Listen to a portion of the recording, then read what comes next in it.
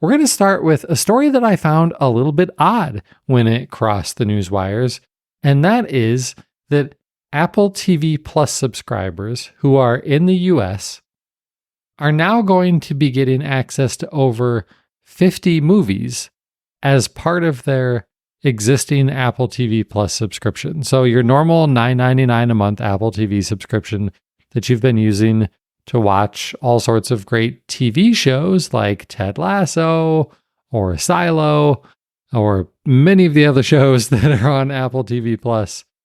Now there's going to be some movies, but it's only 50. So this isn't like you're going to be swapping out Netflix or Amazon Prime Video for a massive movie catalog. It's 50.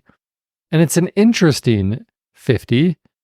It's mostly movies that you've probably heard of before. Some of the examples: Mad Max Fury Road, A Star is Born, Titanic, Con Air, The Bodyguard, Zoolander, Jurassic World, Edge of Tomorrow, Gravity. These are all pretty well-known movies, but you know what they aren't? Recent. Like, all of these movies are pretty old at this point. And maybe that's okay. Like, if you're just looking to rewatch a movie that you know you love, and maybe most importantly, not have to deal with the decision fatigue that comes with opening up Netflix and just trying to find something to watch. When you've got a catalog of thousands, it can introduce paralysis in trying to make the right decision. So this won't leave you feeling like you're stuck in that state with only 50 movies in there. It's also interesting that while it's a small catalog, it's also a catalog that looks like it might be more of a rotating library of titles, because some of these titles will only be available to stream like through the end of March, and some of them expiring in April. And so I'm thinking that as those movies roll out, they'll be rolling new movies in, because if they're only starting with 50-ish and they're going to drop a few more at the end of this month and a few more in April, there aren't going to be many left in a few months from now. So it'll be interesting to keep an eye on that.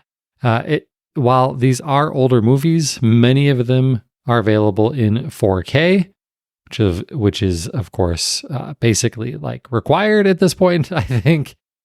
And although it's worth pointing out that to get movies in 4K on Netflix and some of the other providers like Max and things like that, you have to pay for the top tier service to get access to them in 4K.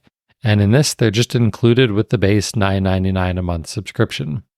The other interesting thing worth pointing out to like two of you is that some of these movies like Jurassic World, Edge of Tomorrow, and Gravity are available in 3D for you to watch on your Apple Vision Pro. So that is a very, very small segment of people out there. Although I would bet that the vast, vast majority of people who own an Apple Vision Pro are also Apple TV Plus subscribers, because you have to be an ultra hardcore Apple fan to be paying $3,500 for an Apple Vision Pro. So there you go. There's your Apple TV Plus news for the week. Let us know if you see a lot of benefit to this, and really let us know if you're going to watch any of those movies in 3D on your Apple Vision Pro. Would love to hear about that.